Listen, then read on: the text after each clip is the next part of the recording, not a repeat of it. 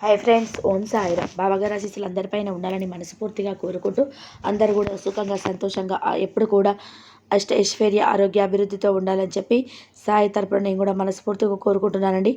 ఈ వీడియో మొదలు పెడుతున్నాను.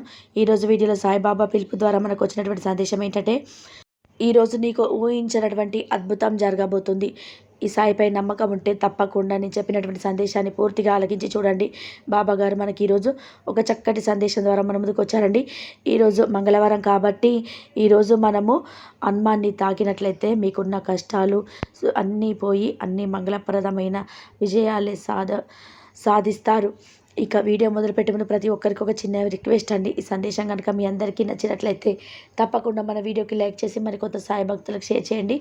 కొత్తగా మన ఛానల్ ఎవరైనా చూస్తుంటే కనుక తప్పకుండా సబ్స్క్రైబ్ చేసుకొని సపోర్ట్ అయితే చేయండి. ఎలాంటి కష్టాలు సమస్యలు ఉన్నా సరే బాబా గారికి చెప్పుకోండి. కంపల్సరీ మీ కోరికలు అయితే నెరవేరుతాయి.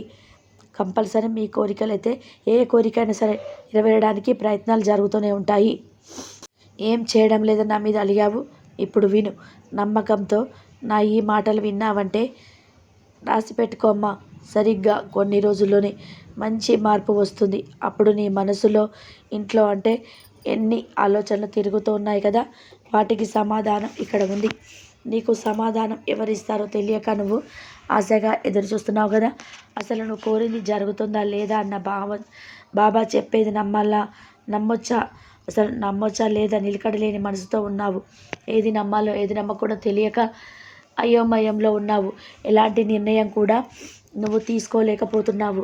నువ్వు కోరింది జరిగి తీరాలని పట్టుబడి కూర్చుంటున్నావు కదా.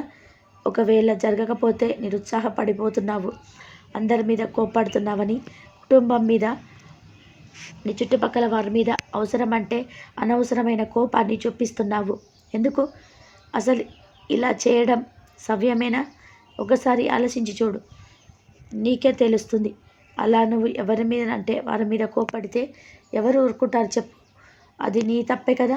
నేను రోజు కూడా చెప్తూనే ఉన్నాను, కోపం వస్తే ఆ కోపాన్ని అదుపులో ఉంచుకోవాలని. నువ్వు అలా కాకుండా ఎందుకు అలా అనవసరంగా కంగారు పడుతూ భయపడుతూ ఏడుస్తూ ఉన్నావు? ఎప్పుడు కూడా దేని గురించి కూడా నువ్వు ఆలోచించవద్దు, కంగారు పడుతూనే ఉండవద్దు, ఏమాత్రం కూడా దిగులు చెందవద్దు. నీకు అదృష్టం పడుతుందని చెప్తున్నాను కదా. నువ్వు ఆశ్చర్యపోయే విధానంగా ఎన్నో అద్భుతాలు అయితే తీసుకొస్తాను. ఇక ఆనందంగా నీ వాకిట్లోనే అడుగు పెట్టబోతున్నాను. మీ ఇంట్లో ఒక అద్భుతమైనటువంటి సంఘటన జరగబోతుంది. రాబోయే 24 గంటల్లో ఆ సంఘటన నీ ఇంట్లో మంచి శుభకార్యం వాతావరణం అనేది నెలకొంటుంది. ఆ తర్వాత ఆ వాతావరణం కోసం నువ్వు ఎన్నో రోజులుగా ఎదురు చూస్తున్నావు కదా. బాబా, మా ఇంట్లో ఒక శుభకార్యం జరగాలని ఎన్నో రోజులుగా ఎదురు చూస్తున్నాను, కానీ ఏదో ఒక ఆటంకం వచ్చి ఆగిపోతూనే ఉంది. ఇలా అయితే ఎలా అయినా జరిపించు అని బాధపడుతున్నావు కదా. రాబోయే 24 గంటల్లో ఆ సంఘటన జరిగి మీ ఇంట్లో ఒక మంచి శుభకరమైన వాతావరణం నెలకొంటుంది. ఆ వాతావరణం కోసం ఎన్నో రోజులుగా ఎదురు చూస్తున్నావు. బాబా, మా ఇంట్లో ఒక శుభకార్యం జరగాలని ఎన్నో రోజులుగా ఎదురు చూస్తున్నావు, కానీ ఏదో ఒక ఆటంకం వచ్చి ఆగిపోతూనే ఉంది. ఎలా అయినా సరే జరిపించమని బాధపడుతున్నావు కదా. ఆ శుభకార్యం ఎలాగైనా జరిపించమని బాధపడుతున్నావు కదా. అది రాబోయే 24 గంటల్లో మీ ఇంట్లో ఒక శుభకార్యం తప్పకుండా నేను జరిపించబోతున్నాను. ఆ శుభకార్యం జరిగిన తర్వాత, ఆ సంఘటన జరిగిన తర్వాత నీ జీవితమే సంతోషకరంగా మారబోతుంది. ఇక ఈ జీవితం అద్భుతాన్ని తప్పకుండా తీసుకొస్తాను. ఇక ఆనందంగా జీవించు అంటే ఆనందం అని ఆగే వాకిట్లోనే నువ్వు అడుగుపెట్టబోతున్నావు. అసలు నిర్లక్ష్యం చేయకుండా ఈ బాబా మాటల్ని మనసు పెట్టి విను. అనవసరమైన ఆలోచన మనసులో ఉంచుకొని గందరగోళంతో నీ బాబాని మాటలు వినడం కాదు, మనసు నిలకడతో ఉంచుకో, ప్రశాంతంగా ఉండు. అప్పుడు నీ సాయి ఏం చెప్తున్నాడో ప్రతి ఒక్క మాట కూడా విను. నీకు అర్థమవుతుంది. నీ కష్టానికి కారణం కూడా తెలుస్తుంది. నీ కష్టానికి ఒక మంచి తీర్పు కూడా చెప్తాను. నువ్వు ఒకరి మీద ఉన్న అసూయ వల్ల నీ ఎదుటి వారిని మనసును గాయపరిచి నిన్ను అవమానపరిచి నువ్వు ఏ పని తప్పు చేయకపోయినా సరే నిన్ను నిందించినా కూడా నువ్వు వారిపైన కోపం చూపించవద్దు, అసలు వారిపైన ద్వేషం పెంచుకోవద్దు. అర్థమైంది కదా. నువ్వు వాళ్ళ మనసుని గాయపరచాలని కూడా అనుకోవద్దు. ఏంటి బాబా మీరు అలా అంటున్నారు? అంతలా బాధ పెట్టి నన్ను ఏడిపించిన వారు ఏమీ అనకూడదా? అసలు ఆలోచించకూడదా? ఆలోచన కూడా మనసు పెట్టుకోకుండా ఎలా అని అడుగుతున్నావు కదా. అందుకున్న సమాధానం చెప్తాను విను. నిన్ను అలా అవమానపరిచి బాధపెట్టి ఏడిపించడం వల్ల వారేమీ ఇప్పుడు సంతోషంగా ఉండరు.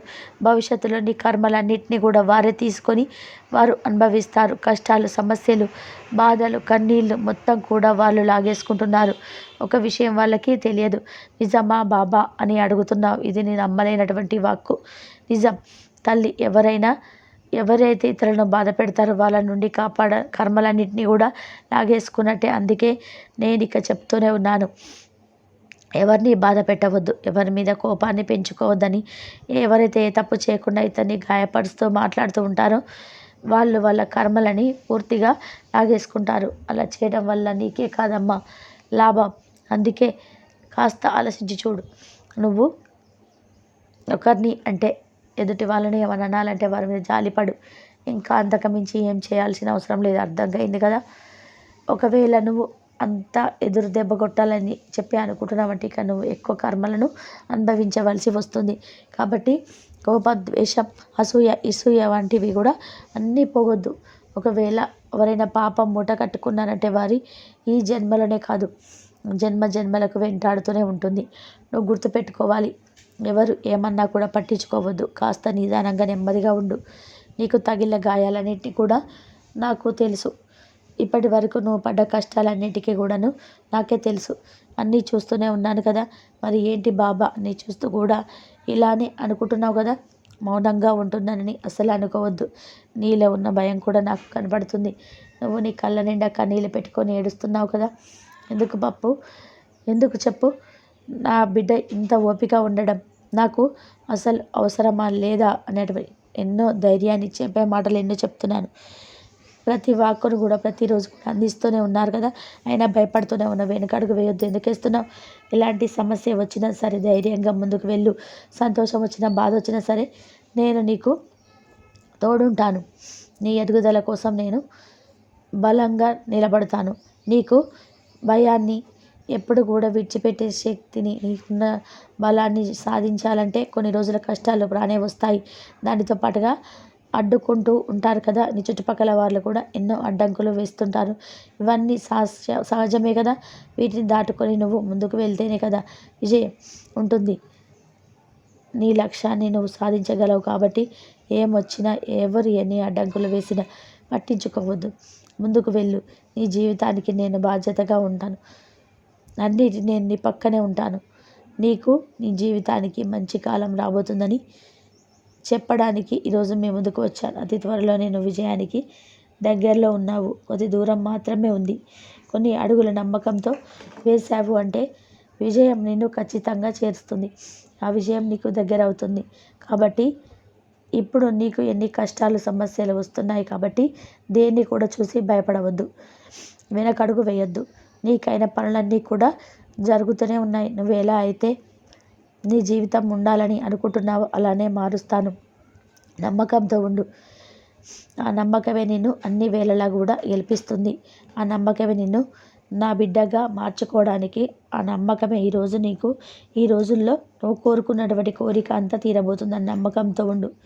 నీకంతా కూడా శుభమే జరుగుతుంది. ఇక రాబోయేటువంటి 24 గంటల్లో జరిగేటువంటి శుభకార్యంతో నీ జీవితం చాలా ఆనందంగా, సంతోషంగా మారుతుంది.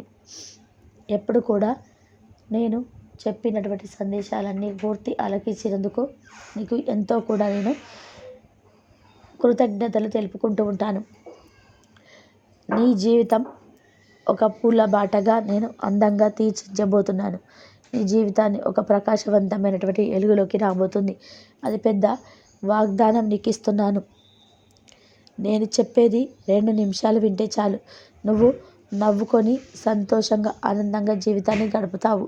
ఎవరైతే నేను ఏలడ చేసి గాయపరిచినా సరే, ఎలాంటి విషయమైనా సరే చూసినట్టు వెళ్ళిపో. అటువంటి అప్పుడే నీ మనసు అనేది మనోపక్వం చెందుతుంది. నువ్వు ఎప్పుడైతే శివయ్యను నామస్మరణ చేసుకుంటావో, నువ్వు వెళ్తున్నది వెతుక్కుంటూ తప్పకుండా నీకు దొరకకుండా ఏదైతే అల్లాడిపోతున్నావో అన్నీ కూడా నిన్ను వెతుక్కుంటూ వస్తాయి. ఆలోచన కూడా మనసులో పెట్టుకోవద్దు. ఎప్పుడు కూడా అంతా మంచి జరుగుతున్న నమ్మకంతో కావాలన్నా సరే నా బాబా ఉన్నారు కదా నాకు, ఎప్పుడు కూడా ధైర్యంగా ఉంటారు. ఇతరులు నమ్ముకుంటారని, ఏళ్ళు చేస్తున్నారని ఏదేదో వ్యతిరేకమైనటువంటి ఆలోచన మనస్సును చేయవద్దు. ఎవరు ఆలోచించినా సరే ఏమీ జరగదు. నీ జీవితానికి అంతా మంచి జరిగేలాగా ఉండాలి. నువ్వు పడ్డ కష్టం అంతా కూడా అవమానంగా భావించవద్దు. అంతా కూడా సర్దుకుపోతాయన్న నమ్మకంతో నీ జీవితంలో ఏర్పడే గెలుపు కూడా అంతే గొప్పగా ఉంటుంది.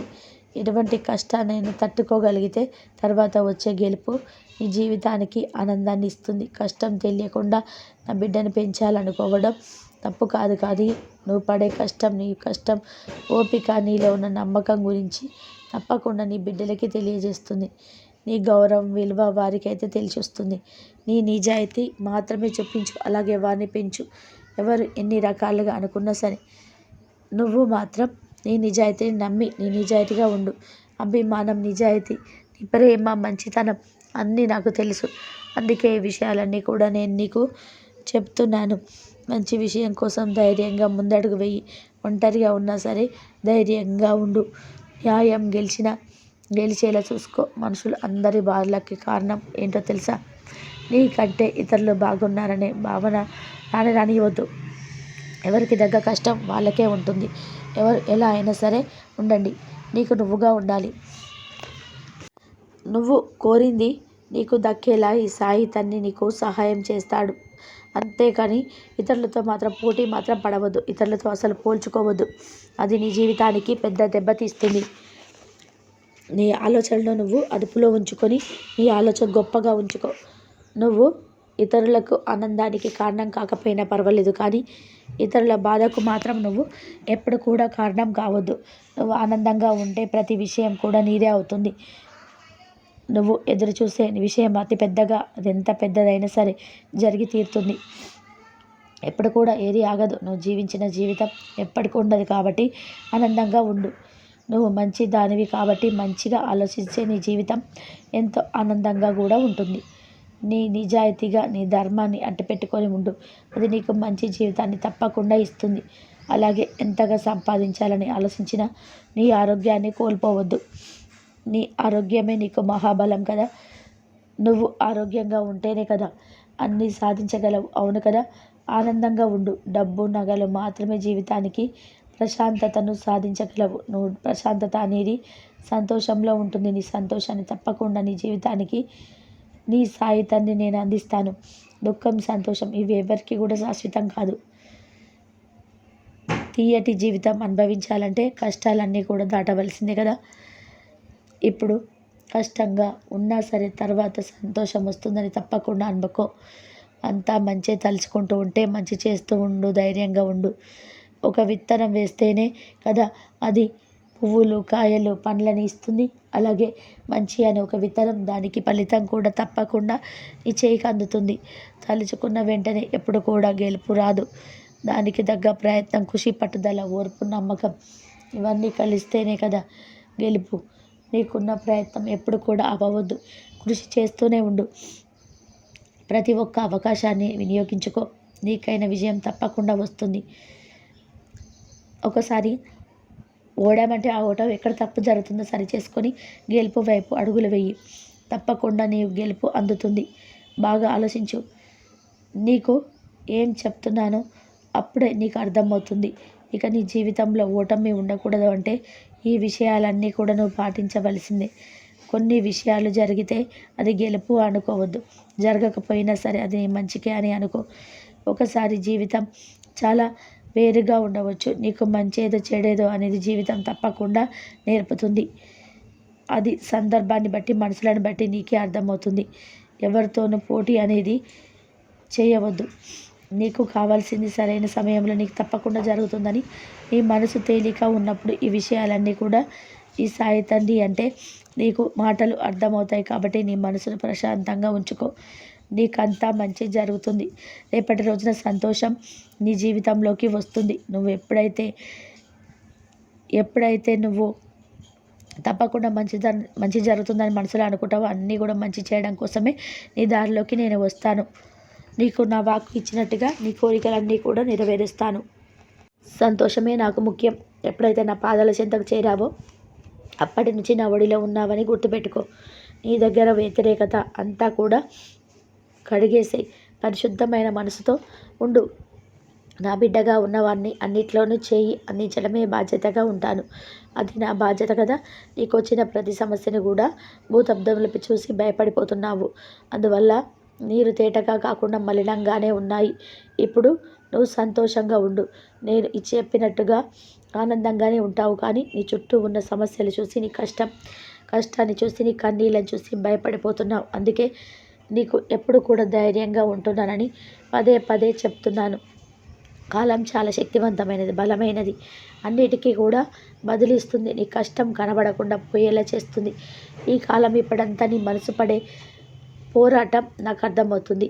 నీకు ఉన్నటువంటి సమస్యలు, చిక్కుముళ్ళు అన్నీ కూడా విడదీసే బాధ్యత నాది. నీ సమస్యకు పరిష్కారం చూపే బాధ్యత కూడా నాది. ఈ కొత్త సంవత్సరంలో నువ్వు ఏదైతే శుభవార్త వినాలని అనుకుంటున్నావో అంతకు 2 రెట్లు సంతోషాన్ని ఇచ్చే శుభవార్త అయితే వింటావు. ఇది ఈ సాయి తండ్రి సత్యవాక్కు. సంతోషంగా ధైర్యంగా ఉంటావు కదా అని బాబాగారు ఈరోజు చక్కటి సందేశం ద్వారా మనకైతే ముందుకొచ్చారండి. ఎప్పుడు కూడా మనం ఎన్నో రకాలైనటువంటి తప్పులు చేస్తూ ఉంటాం. ఎన్నో రకాలైనటువంటి శిక్షలను కూడా దానిపైనటువంటి ఫలితాన్ని అనుభవిస్తూ ఉంటాం. కానీ ఎప్పుడైనా సరే ఒకసారి ఆలోచించి చూడండి. ఇతరులను బాధ పెట్టడం వల్ల, ఇతరులను మనసును నొప్పించడం వల్ల మనకు వచ్చే ప్రయోజనం ఏంటి? అందరూ కూడా మనలాగే ఉంటారు కదా, మనలాంటి మనస్తత్వాన్ని కలిగి ఉంటారని అనుకో. ఎప్పుడు కూడా నువ్వు బాధపడవద్దు. ఇతరులను చూసి వాళ్ళలాగా నేను లేనని అనుకోవద్దు. ఎందుకంటే ఏ ఒక్క మనిషికైనా సరే, అంటే భూమిపైన పుట్టిన ఏ జీవికైనా సరే వారు చేసిన పూర్వజన్మ సుకృతమే. అంటే పూర్వజన్మలు చేసినటువంటి పాపాలైనా సరే, లేదా పూర్వజన్మలు చేసినటువంటి పుణ్య పాపాలను బట్టే ఈ జన్మలో మనం అనుభవించినటువంటి రాత అనేది రాసిపెట్టి ఉంటుందని గుర్తుపెట్టుకోవాలి. అలా కాకుండా వాళ్ళందరూ కూడా మోసం చేసేవారు. వారికి ఎందుకు అలాంటి జీవితాన్ని ఇచ్చారు? మేము ఇంత మంచిగా అన్నిటికీ అందరికీ సహాయం చేస్తున్నాము, కానీ మాకెందుకు ఇన్ని కష్టాలు అని మీరు బాధపడకండి. ఎందుకంటే నువ్వు ఈ జన్మలో ఎంతో కష్టాన్ని చూస్తున్నావు. అంటే గత జన్మలో నువ్వు నీకు తెలియకుండా చిన్న చిన్న పాపాలను చేసి ఉంటావు. అందుకే ఈ జన్మలో నీకు ఫలితం అనేది అలా లభించిందనమాట. ఇప్పుడు ఎంతో చెడ్డవారికైనా మనకు దేవుడు అనేది మంచి రాతను రాసుంటాడు కదా. మనం అనుకుంటూ ఉంటాం మంచి వారికి ఎప్పుడు కష్టాలు తప్పవు, చెడ్డవారికి ఎప్పుడు సంతోషమే ఇస్తాడా భగవంతుడు. అసలు భగవంతుడు ఉంటేనే కదా ఇలా చేసేది అని మనం అనుకుంటూ ఉంటాం. అది నిజమే. ఎందుకంటే అప్పుడున్న పరిస్థితి మనల్ని అలా చేస్తుంది, అలా మాట్లాడేలాగా. ఎందుకంటే ఇప్పుడు వారు చెడ్డవారు అయి ఉండవచ్చు. గత జన్మలో వారు మంచి ఫలితాన్ని, మంచి పుణ్యాన్ని సంపాదించి వారి జీవితాన్ని రాసిపెట్టుకొని వచ్చి ఉండవచ్చు. అందుకే వారు ఈ జన్మలో ఎన్ని తప్పులు చేసినా కూడా వారికి భగవంతుడు మంచి రాతను అనుభవించాల్సినటువంటి పరిస్థితులను అనుకూలించడాన్ని మనం అర్థం చేసుకోవాలి. ఎప్పటికీ బాధపడకండి. మంచి వారికి ఎప్పుడు మంచి జరుగుతుందనే విషయాన్ని గుర్తుపెట్టుకోండి. సంతోషంగా మీ జీవితాన్ని గడిపేందుకు ప్రయత్నించండి. ఎప్పుడు ఉంటామో ఎప్పుడు వెళ్తామో తెలియని కాలం కాబట్టి ఉన్నన్ని రోజులు ఉన్నటువంటి క్షణాలను మనశ్శాంతిగా అనుభవించినాడు మన జీవితం చాలా సంతోషంగా ఉంటుంది. ఎవరైతే ఇతరులను బాధ పెడతారో వాళ్ళకు ఎలాంటి కర్మలన్నిటి కూడా నేను లాగేసుకున్నట్లే. అందుకే నేను ఇక చెప్తూనే ఉన్నాను, ఎవరిని బాధ పెట్టవద్దు, ఎవరి మీద కోపాన్ని పెంచుకోకని. ఎవరైతే తప్పు చేయకుండా ఇతని గాయపరుస్తూ బాధ పెడుతూ ఉంటారో వాళ్ళు వాళ్ళ కర్మలని పూర్తిగా లాగేసుకుంటారు. అలా చేయడం వల్ల నీకే కాదమ్మా లాభం. అందుకే కాస్త ఆలోచించి చూడు. నువ్వు ఒకరిని అంటే వాళ్ళని ఏమైనా అనాలంటే వాళ్ళ మీద జాలిపడు. ఇంకా అంతకుమించి ఏం చేయాల్సిన అవసరం లేదు. అర్థమైంది కదా. ఒకవేళ నువ్వు అలా తిరిగి ఎదురు దెబ్బ కొట్టాలని చెప్పి అనుకుంటున్నావంటే ఇక ఎక్కువ కర్మని అనుభవించవలసి వస్తుంది. కాబట్టి కోపం, ద్వేషం, అసూయ, ఈర్ష్య వంటి వాటి జోలికి అసలు పోవద్దు. ఒకవేళ ఎవరైనా పాపం మూట కట్టుకున్నారంటే అది ఈ జన్మలో కాదు, జన్మలకు వెంటాడుతూనే ఉంటుంది. నువ్వు గుర్తుపెట్టుకోవాలి. ఎవరు ఏమన్నా కూడా పట్టించుకోవద్దు. కాస్త నిదానంగా నెమ్మదిగా ఉండు. నీకు తగిలిన గాయాలన్నిటినీ కూడా నాకు తెలుసు. ఇప్పటి వరకు నువ్వు పడ్డ కష్టాలన్నిటికీ కూడా నాకే తెలుసు. అన్నీ చూస్తూనే ఉన్నాను కదా. మరి ఏంటి బాబా ఇలా చేస్తున్నావు అని అనుకుంటారు. ఇదండి ఈరోజు వీడియో. ఈ వీడియో కనుక మీకు నచ్చినట్లయితే ప్లీజ్ లైక్ చేయండి, షేర్ చేయండి, సబ్స్క్రైబ్ చేయండి. అందరూ బాగుండాలి, అందరిలో మనం ఉండాలి. సర్వేజన సుఖినో భవంతు. ఓం సాయిరామ్.